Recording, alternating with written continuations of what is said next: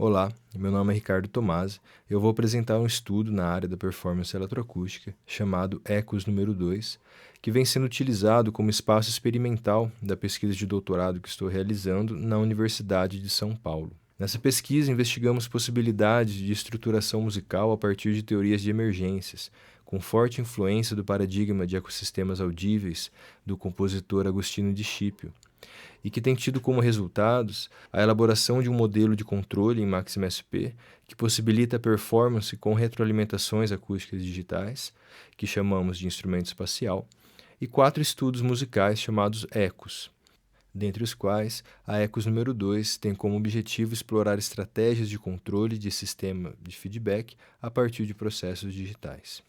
A base do sistema é a retroalimentação de um sinal que passa pelos meios acústicos, analógicos e digitais, cuja frequência sonora que emerge é dependente das qualidades e das condições físicas dos respectivos meios. Em termos práticos, trata-se de uma microfonia controlada. No entanto, uma vez controlada, conseguimos agir no sistema de modo a influenciá-lo a evoluir para uma ou outra direção, resultando em sonoridades distintas. A exploração de métodos de controle indireto, com vistas à formação de estruturas sonoras emergentes, é o que estamos chamando de instrumentalização do feedback. As gravações que vamos ouvir aqui foram feitas nessa sala, com 4 microfones condensadores direcionais e 4 alto-falantes de diferentes timbres e tamanhos. É uma sala reverberante, com bastante ruído externo, no entanto, tais condições são aceitáveis para esse ecossistema. Usamos um gravador de mão para a captação principal, por ser externo ao ecossistema e por possibilitar uma aproximação da escuta no ambiente, já que esse ecossistema é totalmente dependente das condições do ambiente acústico e a situação de distanciamento nos impossibilita de compartilhar do mesmo espaço de escuta. A título de exemplo, vamos ouvir 3 excertos de momentos distintos, comparando a gravação externa, feita com um gravador de mão, e a gravação interna, captada direto do software pelo qual o sinal retroalimentado circula. É possível perceber uma diferença significativa, já que o ambiente acústico opera atenuando e acentuando certas estruturas sonoras, causando impacto direto no modo como percebemos, por exemplo, características de rugosidade ou sensação tonal.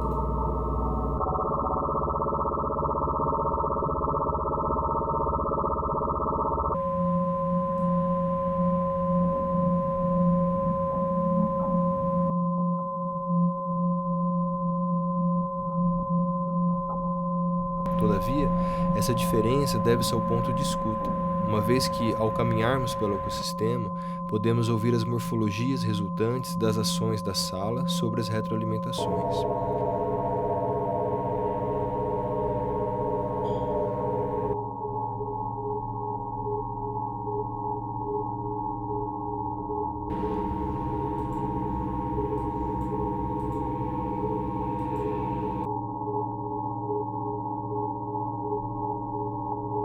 Nesse exemplo, eu vou caminhar com um gravador de mão e parte das morfologias que escutaremos serão causadas pela interferência do meu corpo e parte pelas propriedades locais em torno do microfone, que chamamos de nichos acústicos.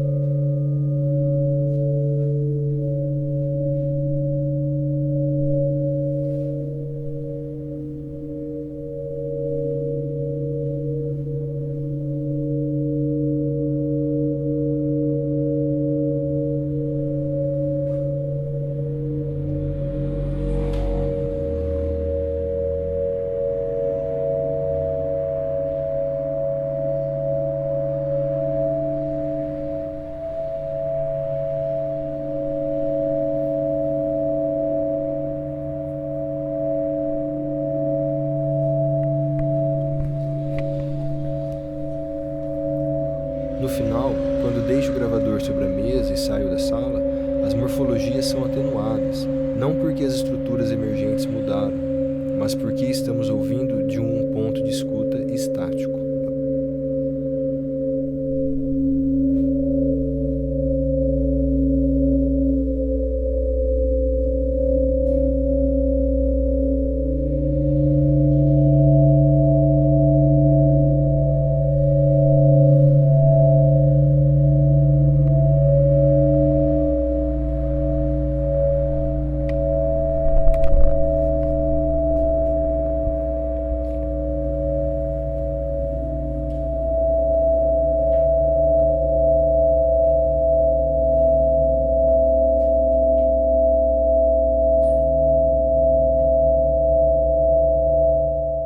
primeira necessidade de controle levantada pelo estudo ECOS número 2 é a de conseguir provocar mudanças de estado, primeiramente, fazendo o sistema atingir seu ponto crítico, longe do equilíbrio, o momento em que o sinal já circula em looping, mas as frequências sonoras ainda não emergiram.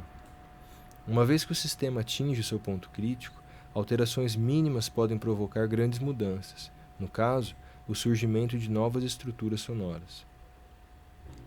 O interessante aqui é que o ganho não funciona em uma relação linear de causa e efeito, aumentando e diminuindo o volume, por exemplo.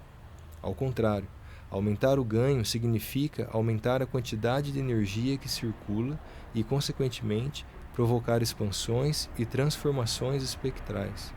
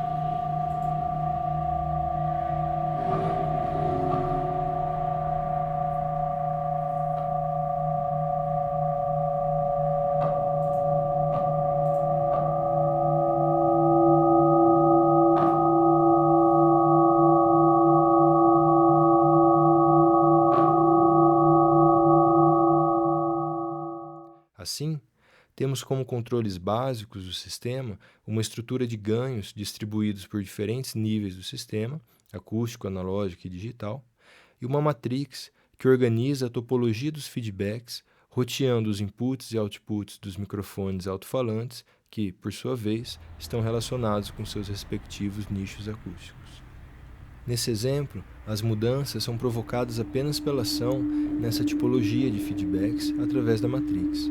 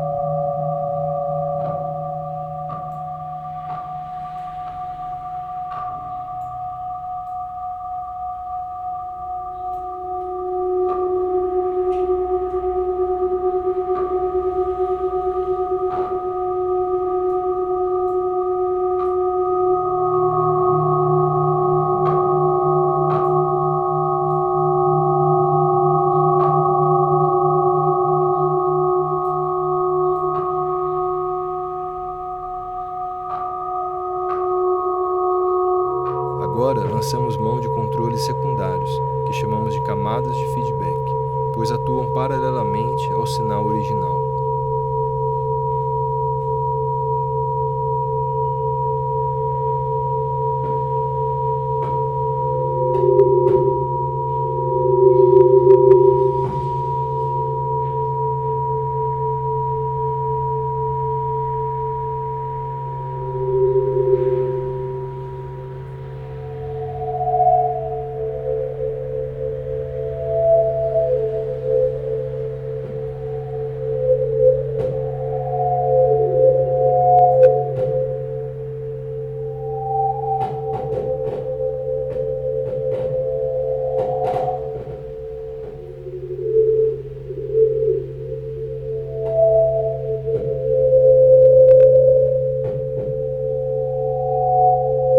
Vale notar que, como estamos lidando com um sistema aberto, mesmo quando os processos acontecem em paralelo no ambiente digital, sem troca direta de informação, no ambiente acústico eles se misturam e se influenciam diretamente. Nesse caso, o ambiente acústico é um grande mixer ou hub.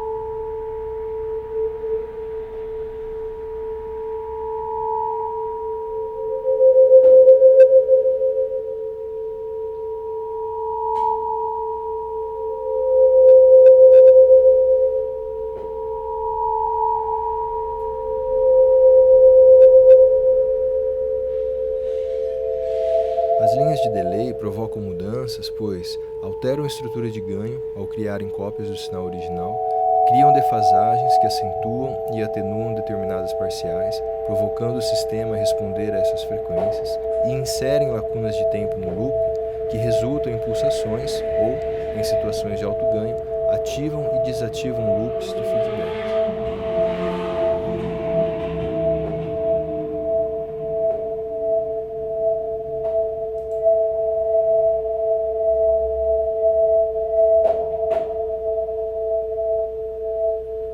Já os filtros ressonantes funcionam como atratores fortes, uma vez que a cada volta do loop a frequência do filtro é enfatizada e força o sistema a responder.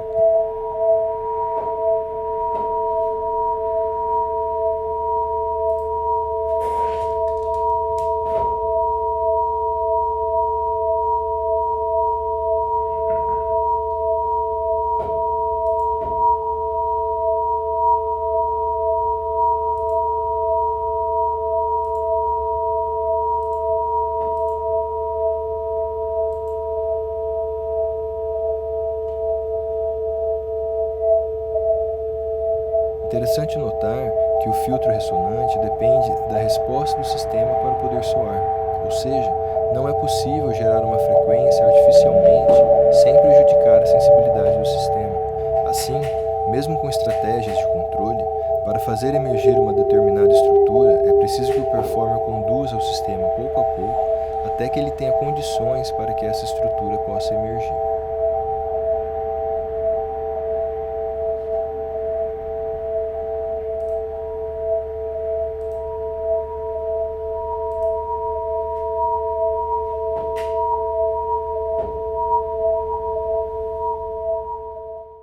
A seguir, um trecho de improvisação utilizando esses dispositivos de controle elaborados no estudo ECOS número 2.